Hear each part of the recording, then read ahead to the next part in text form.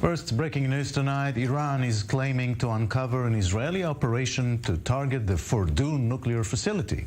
I-24 News' Ariel Oseran is here with more on this. Ariel. Good evening, Jacob. So we're still getting initial information coming out of Iran, and it's important to remember the regular caveats, given that we are basing this reporting on Iranian state media. But what the Iranians are saying tonight is that they thwarted a sabotage attack on the Fordow fuel enrichment facility. This is one of Iran's most strategic underground nuclear sites, about 80 miles southwest of the capital, Tehran.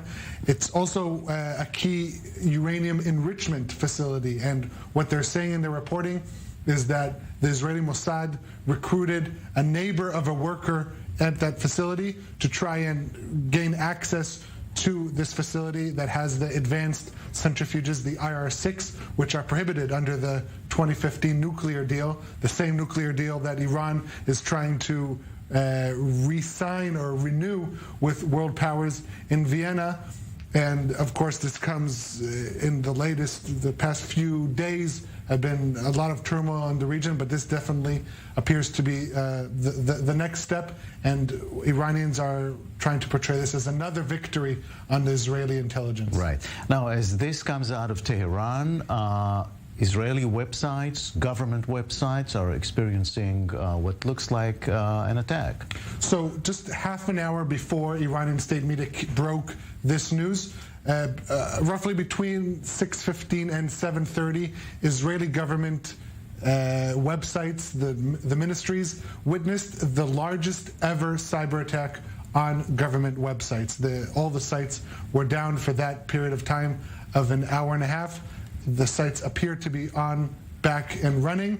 Israeli cyber agencies are involved in this. Israeli security is on high alert, and the Iranians have not taken responsibility for this, but it's hard to disconnect between these two. It is believed, in Israel at least, that the Iranians, or an Iranian-backed cyber group, are behind us. Right. So this is, for some background and context, there has been a sort of a secret war going on between Iran and Israel all the time. This is not something totally surprising, right?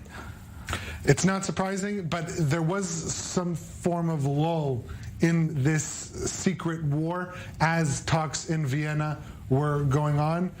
They're approaching the finishing line. Americans saying today they hope to be close to the possibility of reaching, hopefully, the finish line very soon. A very convoluted statement this evening coming out of Washington. But the talks, after 11 months, multiple rounds at the finish line, but they're stuck again. And so Israel, after understanding that they cannot affect the substance of this deal, they're trying to go back to their secretive war against Iran.